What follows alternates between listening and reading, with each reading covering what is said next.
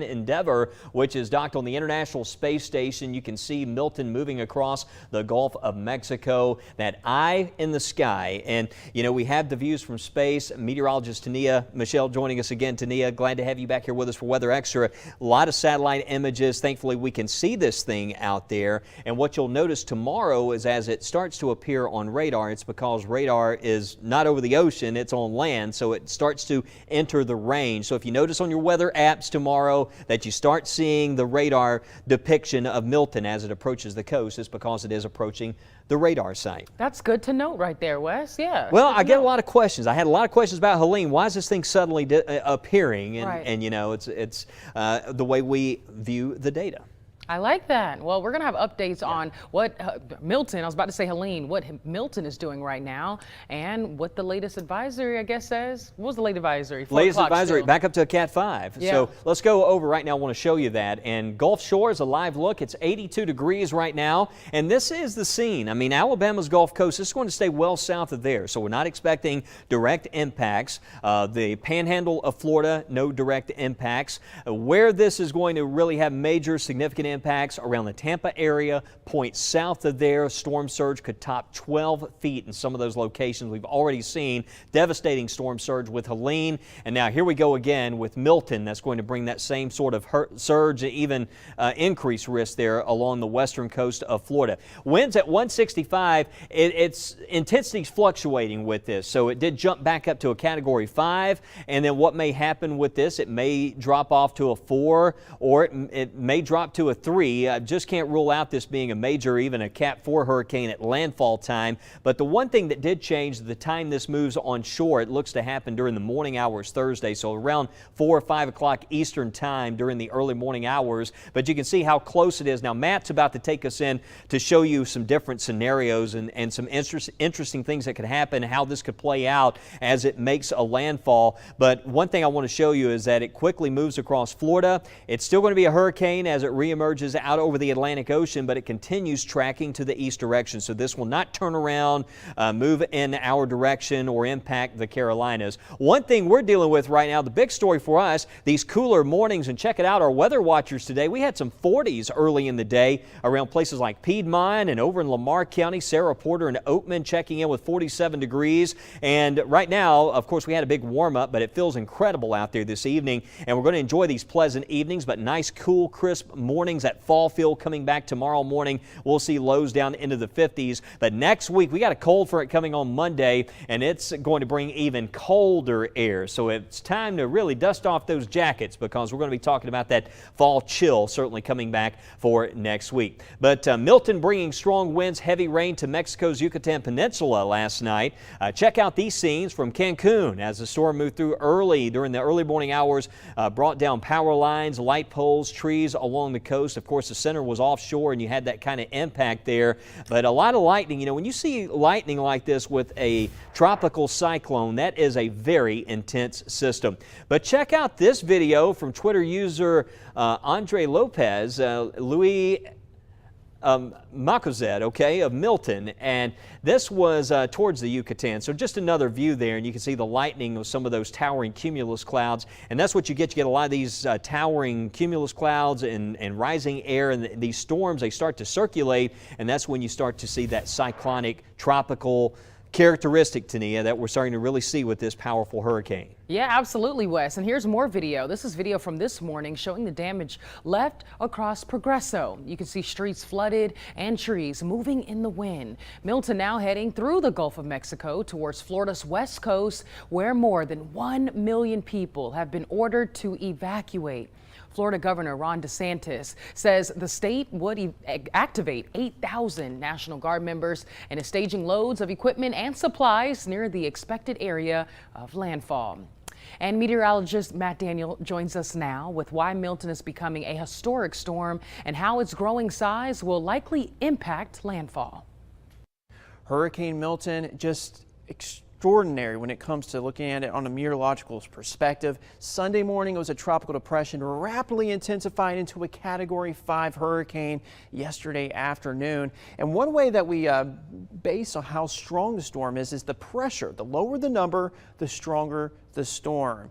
And just to give you an idea, Milton, the hurricane hunters flew in, found a pressure of 897 millibars, which is extremely low, and it actually puts it in the top 5 for the most intense hurricanes in the Atlantic Basin on record for lowest pressure. The lowest pressure that we've recorded was from hurricane aircraft. That was Wilma back in 2005 with a pressure of 882. So just impressive. One thing that we're watching with the storm, a smaller storm can fluctuate and strengthen very quickly. Well, Milton at this point has been a small storm. So you can sort of see the width of this. Yellow is showing tropical storm force winds, 58 miles per hour, a little bit on the high end of tropical storm force intensity. And if you see red, that's the forecast for hurricane winds up to 74 plus. So I want to show you the model. As this thing gets closer to Florida, notice how it gets larger. Yeah, a larger storm is going to produce a bigger storm surge and widespread impacts with wind. So that's a big concern for us when it comes Milton for Florida. So at this moment, the diameter is about 200 miles wide. But look what happens as it gets closer to Florida. We're talking about almost doubling in size, almost 350 miles wide. So there's going to be bigger impacts as this storm slams into the Florida peninsula. So it's not just one little area that's going to have issues. The entire peninsula, they have tons of warnings, storm surge warnings. This is going to be a big, impactful storm. And coming up later, we're going to talk about how a bigger storm is going to create a bigger storm surge. And Fox's Amanda McKenzie joins us now with more on how people across Florida are preparing for landfall. Parking lots are packed as people search for those last-minute items. Water is in short supply at stores like Walmart and here at the Ace Hardware, but we are told that more deliveries are expected ahead of Hurricane Milton. Before this Orlando Walmart on Goldenrod Road opened at 6 a.m., more than a dozen people with shopping carts were waiting outside. Inside, the shelves were sparse. Very little water, paper towels, and toilet paper in stock. It was chaotic. Even pulling into the parking lot, it just looked more packed than usual. So the water aisles, of course, are empty. But we just got through and came on out. It's time to get home and hunker down. At Ace Hardware in downtown Orlando, water is in short supply and sandbags are sold out. You ran out of generators yet? Not yet. Generators sold out quickly at most Ace Hardware stores in Central Florida. But store managers say more are loaded onto trucks making their way to the area. Meanwhile, other essential supplies are available. The batteries, the propane if you lose your power, so you can still cook, your generator cords. The tarps will be coming in later. Rope, straps, and yard tools are still in stock for folks who plan to cut back any branches ahead of strong hurricane winds. Governor DeSantis has expanded his state of emergency declaration to 51 counties and is telling Floridians to prepare for massive power outages by having at least enough water and food for 1 week. Reporting in Orlando, Amanda McKenzie, Fox 35 News. In 30 seconds, we talk to you about what you can expect as we head into Wednesday. Plus, we talk about the dangerous storm surge that could come from Milton. We'll be right back.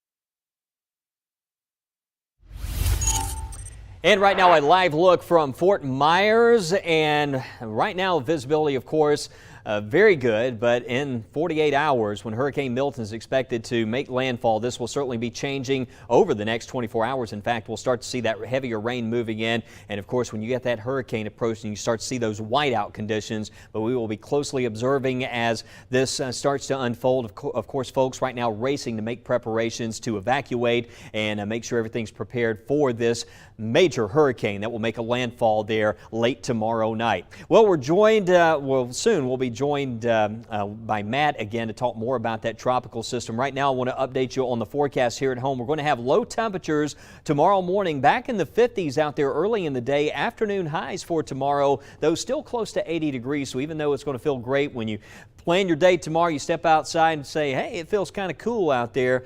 Well, just make sure you're prepared for short sleeve weather for the afternoon, because it will feel warm after lunchtime. Got another beautiful day on the way tomorrow, and that dry weather is going to hang on over the next several days. I mentioned that we're going to be talking about a cold front, drop in temperatures on the way for next week. I'll be back to show you the 10-day forecast.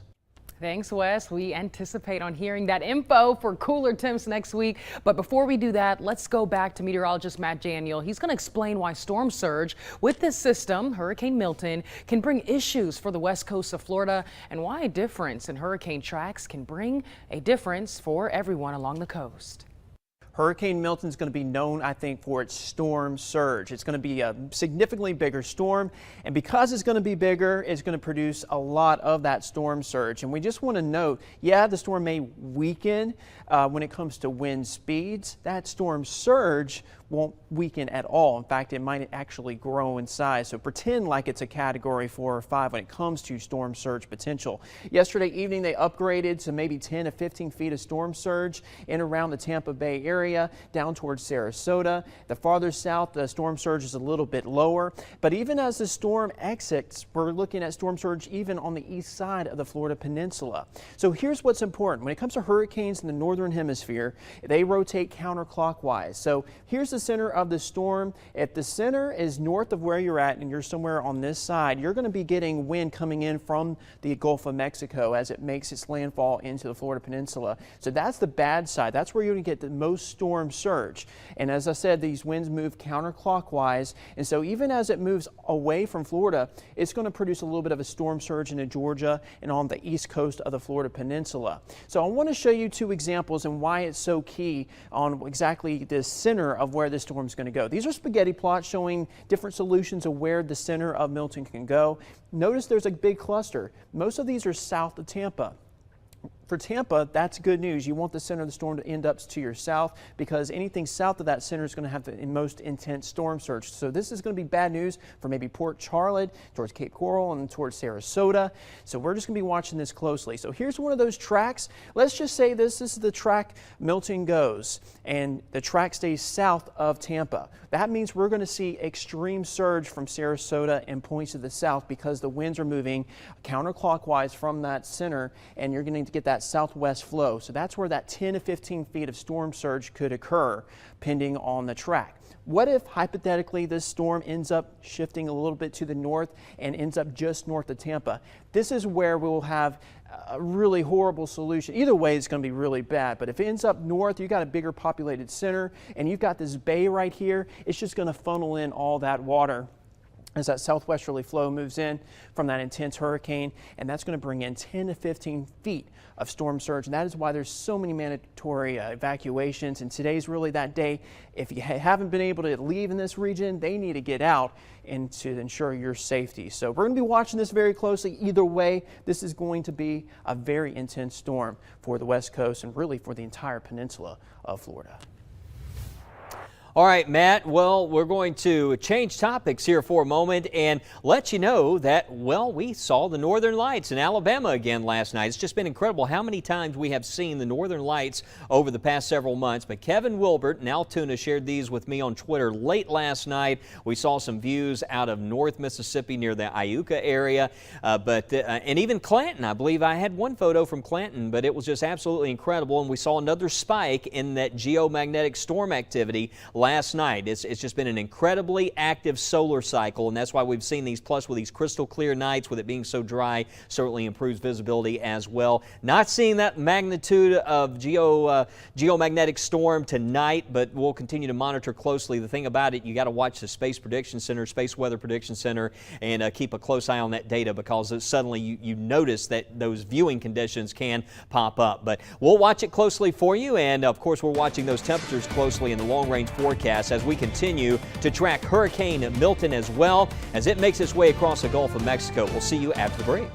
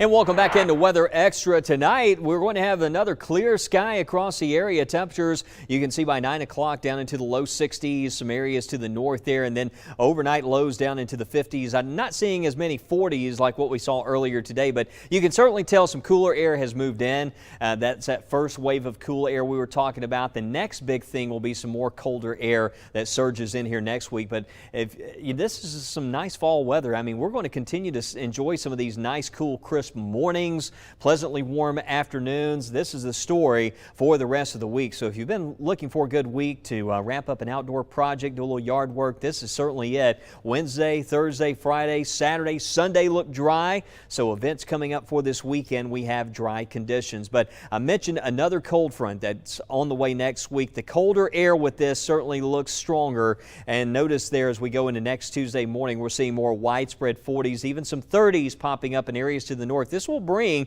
freezing temperatures, that freezing line south into the country next week. So here we go. We've got the real cold starting to settle southward across parts of the country next week. 10-day forecast, no rain, not a drop of rain. And I know we have drought conditions over the area and parts of the area, and it's just going to get worse. And I mentioned this earlier. I would hold off. I know if you pile up some leaves, and I would avoid burning leaf piles, as everything's going to be extra crispy here as we move into next week. Notice the highs around Wednesday, 68 degrees there for an afternoon high temperature, and then only around 70 on Thursday. So it is going to certainly feel like fall for the rest of the week and into next week. Had a great visit today at Rudd Middle School, and want to thank the lovely students there. Had a fun time. They actually practiced our weather in the classroom, giving the weather forecast in front of the other students. But I want to thank Mr. Box there in the class for inviting me out, and you teachers can invite the First Alert Weather Team to your school by going to Weather in the Classroom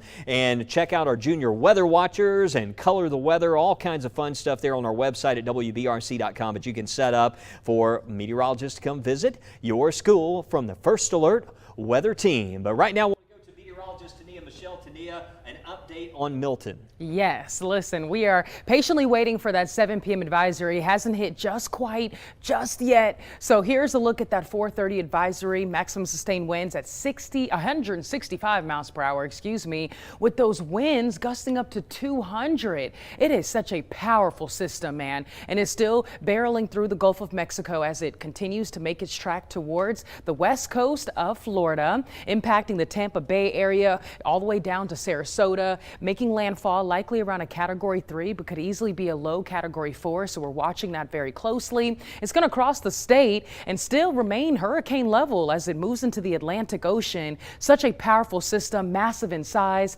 And as you notice, the time of landfall is still Wednesday night, but really into early Thursday morning. So giving you all that first alert. Again, no impacts here from that system. So that's the one benefit of that. But we are continuing to track Milton, and we'll give you updates, especially when that latest advisory comes out. Here's Shinty Rodriguez. This past decade has seen a staggering rise in billion-dollar weather disasters across the U.S., with a record-breaking 28 weather and climate disasters last year. Americans have dealt with everything from blizzards and tornadoes to wildfires and flooding, as we all witness the devastating consequences of these extreme events. Alexa Lorenzo reports Latino families, especially the children, are particularly vulnerable to climate-related events. But what destroyed it? The hurricane. 4-year-old Sebastian knows how destructive the weather can be. What do tornadoes do? They destroyed it. And his great aunt, Sandra Victorino, a mental health therapist, understands firsthand how climate change can impact a family. Being someone that was a migrant worker living all over the United States, I was exposed to earthquakes and tornadoes and, floods and all of these things that I felt like I had a lot of anxiety around. Loss of a home, loss of a job, loss of a community impacts the entire family. Children can have long-lasting psychological effects, including anxiety, depression, and PTSD. So what can you do to build resiliency? We are very deliberate in having the conversation of what is he learning? Also, make sure they feel safe. So a tornado, well, where's safety? It's a basement. Create a plan that everyone in the household understands and can communicate effectively. Make sure you have a severe storm kit ready.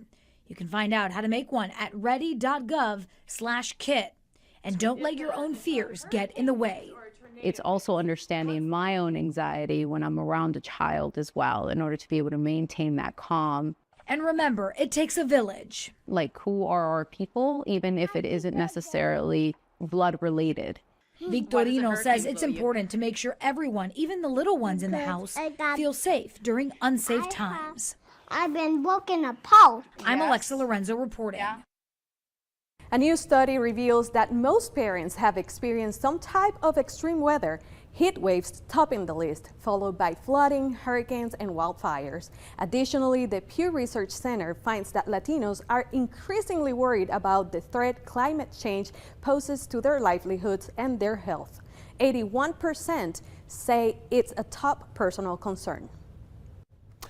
All right, certainly extreme weather is one of our concerns as we're tracking Hurricane Milton. We'll have that 7 o'clock advisory after the break.